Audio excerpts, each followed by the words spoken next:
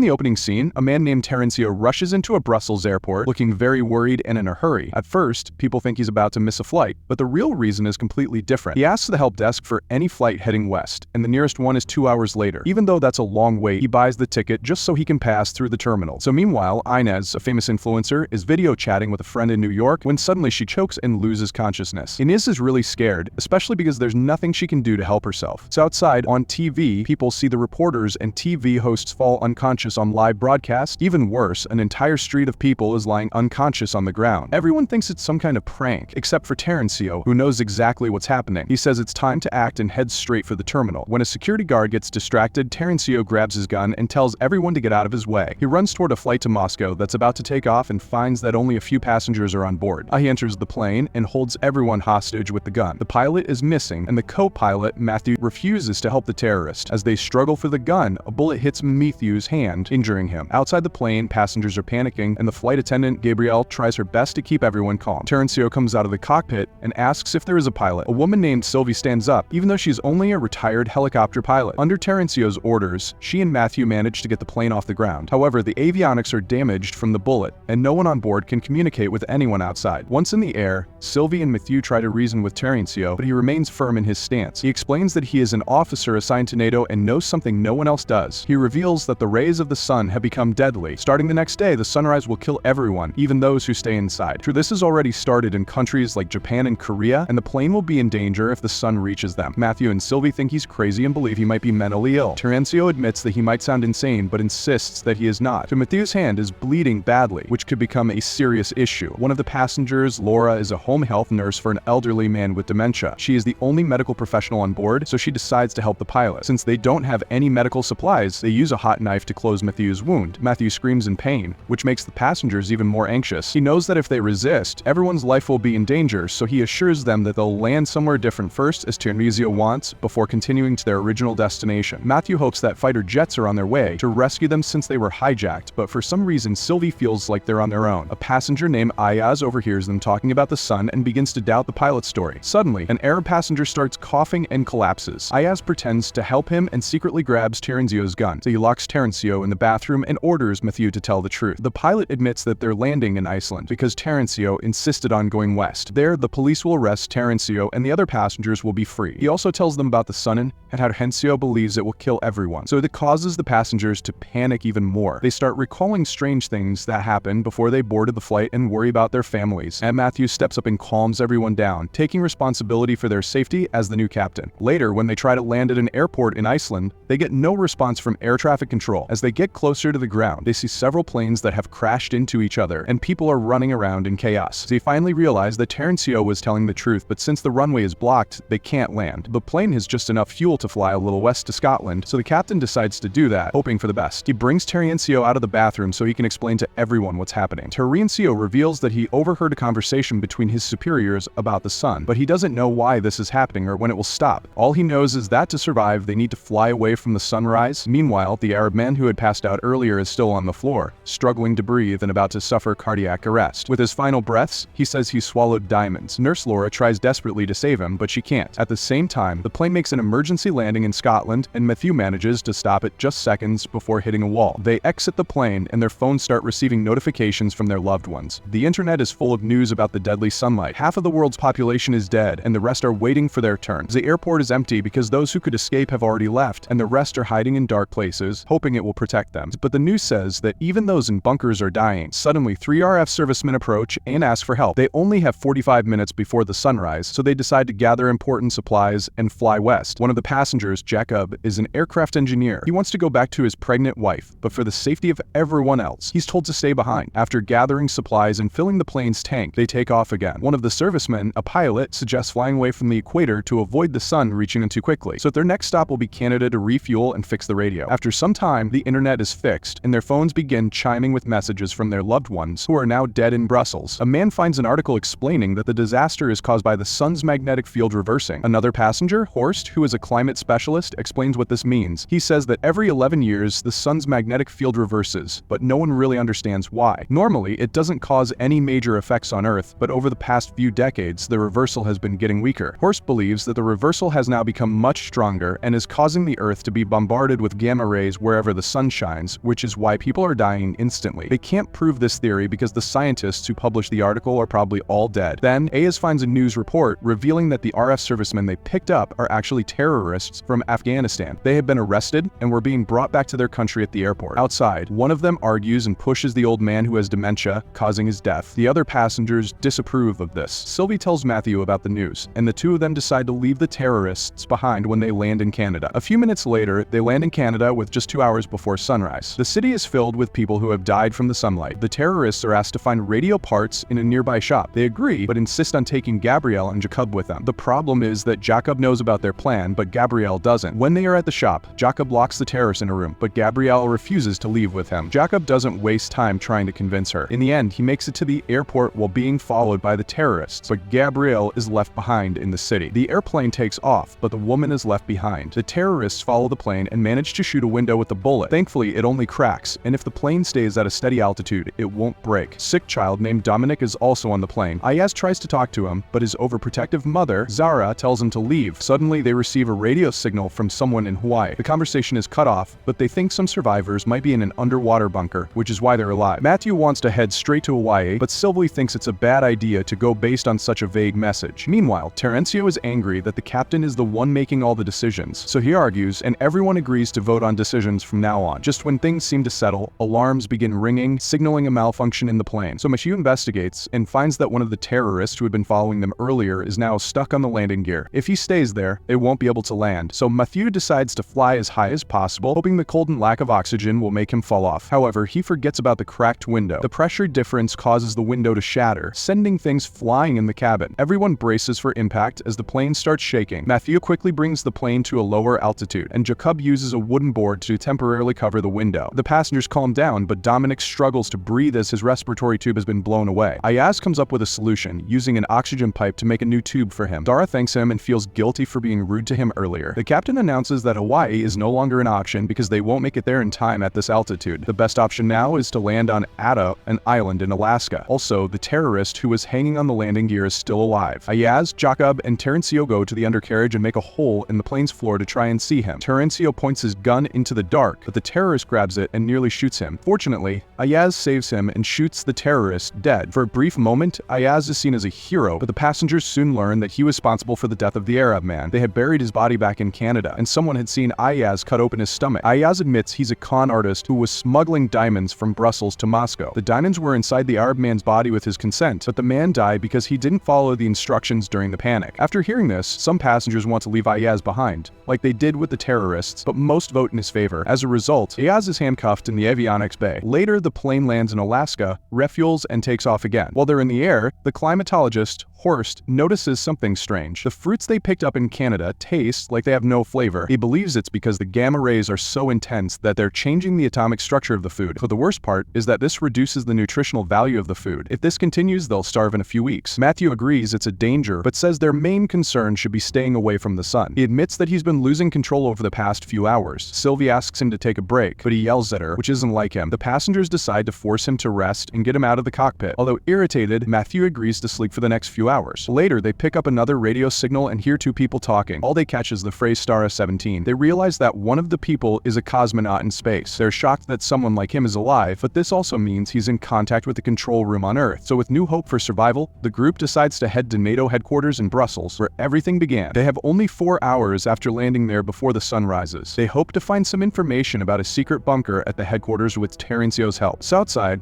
Laura finds Matthew unconscious in the bathroom. His hand injury had become infected and caused blood poisoning, which explained his strange behavior earlier. To save him, they need to amputate the infected tissue. Laura says she can perform the operation in Brussels if they manage to reach a hospital. However, without Matthew, Sylvie can't land the plane alone. The passengers beg her to try, as she's the closest to being a pilot, but Sylvie knows she can only land a helicopter. Horst makes her realize that if she doesn't act, everyone will die. Reluctantly, Sylvie watches videos on how to land a plane. So when it's time to do it for real, she panics. A strong turbulence hits, and the passengers brace for disaster. After a shaky landing, they are safe, and everyone applauds Sylvie for her success in a moment of crisis. They quickly split into 3 groups for different tasks. 2 men stay at the airport to refuel the plane, while Laura, and her group rush to the nearest hospital with Matthew. Terenzio, Ayaz, and a man named Rick head to NATO headquarters. At the hospital, they find halls filled with dead bodies. It looks like people knew about the deaths before sunrise and tried to escape. Laura orders everyone to ignore the chaos chaos and focus on saving Mathieu. Meanwhile, Zara fills her bags with medicines for her son and the others. So NATO headquarters, Terrencio takes them to the conference room where he first heard about the disaster. With limited time, they can't go through all the papers, so Rick checks the surveillance footage for more information. While he's away, Terrencio mocks Ayaz for being of Turkish descent, and they get into a fight. Terrencio accidentally hits Ayaz, causing him to fall unconscious and bleed heavily. Elsewhere, Rick finds a recording of officials talking about a bunker under a dam in Bulgaria called Stara 17, the same name they heard on the radio earlier. So before he can return to his team, Terrencio meets him and tells him that Ayaz is already gone. Rick sees Ayaz's body on the security screen, but he's too scared to speak about it. Half an hour before sunrise, everyone boards the plane. Mathieu isn't fully recovered, but he feels better after the surgery. Terrencio informs everyone that Ayaz drove off before them, and they can't wait any longer for him, so they start the plane's engines with heavy hearts. Just then a car stops in front of them, and Ayaz appears. In the next scene, Terrencio is handcuffed in the Avian Oxbay. Sylvie tells everyone that if the plan to reach Bulgaria fails, they won't have enough fuel or time to find another place. Once they land, they will have only 20 minutes to drive to the bunker's location. Ayaz experiences a seizure while in the bathroom. It only lasts a few seconds, and he thinks it's because he lost too much blood. However, he doesn't tell the others. When he comes out, they ask what to do with Terrencio. Ayaz doesn't want to decide his fate, so he allows Terrencio to join them on the trip to the bunker. Later, they land at a Bulgarian airport and split into two groups, each driving a separate car. Sylvie drives the first car, leading the way, while Ayaz drives the second. On the way, Ayaz has another seizure, causing their car to crash. The first car is too far ahead, and they can't catch up in time. At an intersection, Sylvie turns right and reaches a half-open gate. One of the passengers tries to touch it, but is thrown back by an electric shock. Well, they discover that they need to keep pressing a button for the gate to remain open. To make up for his past actions, Terrencio decides to wait outside while Sylvie and the others go inside. So before leaving, Sylvie handcuffs him to a stand to make sure he won't betray them. She also makes it clear that he will only be free when the other group arrives. However, Ayaz and his team take a different path, turning left at the intersection and end up at a similar gate on the opposite side of the dam. They use their clothes to climb up and get past the entrance. Eventually, all of them arrive at the entrance of the bunker, even though they took separate routes. So the military welcomes the passengers inside and assures them that they are safe.